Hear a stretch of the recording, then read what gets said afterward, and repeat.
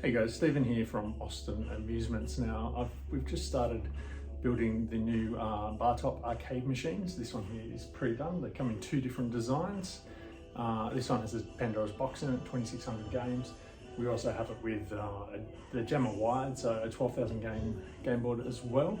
On the floor is our flat pack, so I want to see you guys building these yourself, which isn't that hard and something to do while you're in lockdown.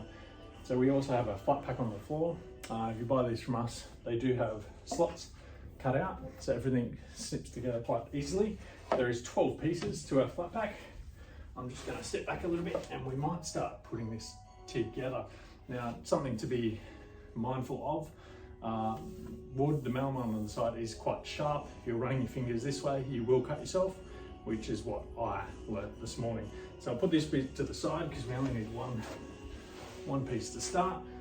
We also have our control panel. It's all CNC cut, so everything is pre-done. So you're ready to go, so we can put that to the side as well. Now, to start, I'll lay all your pieces out. Before you add glue, I would put all the pieces in first, just to line them up so you know what goes where. And then you can add glue to the holes, glue to the hole, run it down the side here, glue to the hole, and all the way around that you need glue up the sides. Now, first step is there are three pieces that look very similar. Two of them are the exact same size. One of them, which is this top one, is a little bit skinnier. So the skinnier piece is actually the front of the arcade machine. So looking at our piece on the floor, here is the front. What you do, line the holes up. I'm doing it on an angle. It seems to go in the easiest. So you put half in and then push it in and firmly push down. Now you can use a rubber mallet, which is probably recommended. I'm using my hands, but you do have to bang some of the pieces in. So rubber mallets would be recommended. If you also can do it with two people, it does make it a lot easier. So this next bit, one goes at the sides here, at the back, sorry. One at the top, one at the bottom.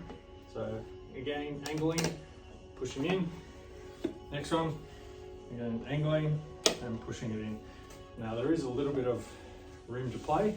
At the bottom here, you need to push them up so they're up as much as they can, because you're going to have to put the bottom piece of wood in between these pieces. So we are putting it in between.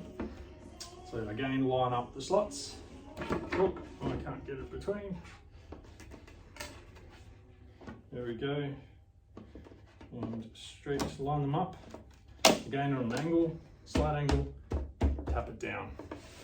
So there's your bottom of the machine done already. Now, this bit here, it has the holes pre-cut for the speakers. It goes at the top here. So again, angle, push it in and firmly give it a firm push down. Next bit is top. You can notice with the top, it has two slots here, two slots to go into. Put it on the angle again and push it straight down. Give it a little bit of a tap. Next up is where the screen goes. So this goes at the front here. So I'll turn this a little bit in case you can't see it. So again, angle it a little bit, line them up, and push it down in position. The last piece is a bit tricky. I've put this in the wrong spot before. You'll notice there is two slots cut out here. This bit here has a shorter length. This bit here is a little bit longer. It's hard to see, but I'll push this out of the way for a second. This piece here goes underneath the control panel.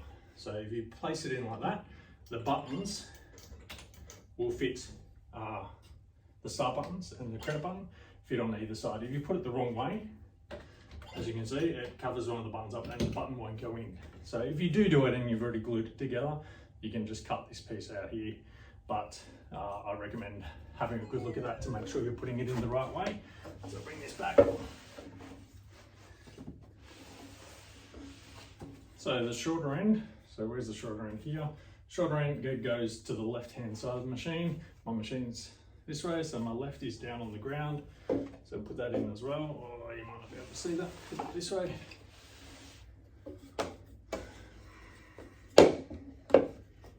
And slide it in Now, this is the bit where you might need a second person. One person is a little bit tricky. You have to line up every one of these edges into the slots to push it in. So we're going to put it on top and go around and just line up the wood. It does take a little bit of time.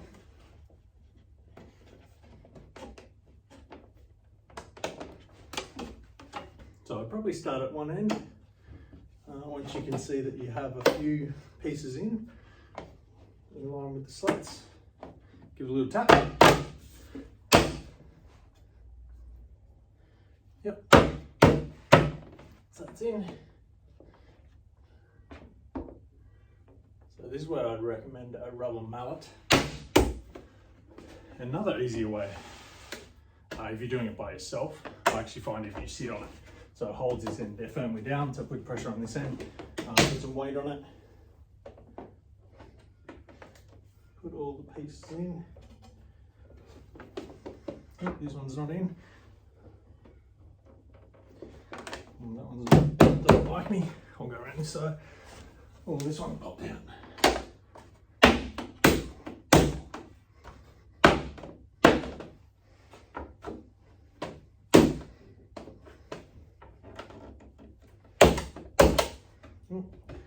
This one doesn't really like me very much. So that's why I say sit on it, because now the other end has popped out.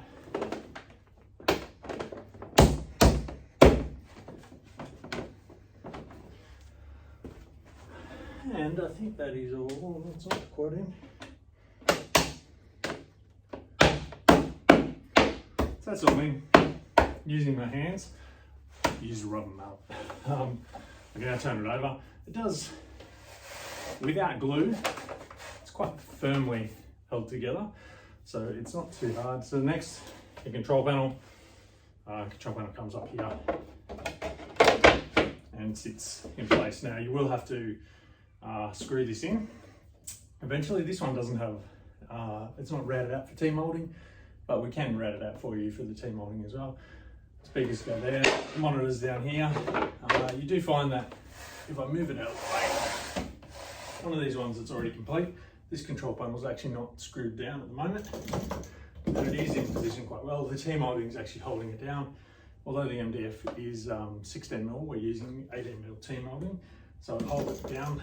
I'll pull it out for you so you can see. It holds it down quite nicely in position, but I will put screws in here. So that's our front pack. I would now basically pull it apart. So put it back on its side. I should pull this control panel out. Put it back on its side. So I know the position of each piece of timber, and you can tap the top off.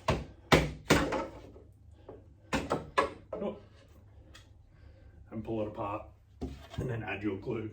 Now once you've added glue, put it all in together again. It's best if you have F-clamps. You can clamp it together, hold it nice and tight. It'll get rid of any gaps that might be here if you can clamp it. If you don't have clamps, you can just glue it and maybe put something heavy on top just to give it a bit of pressure to hold it down.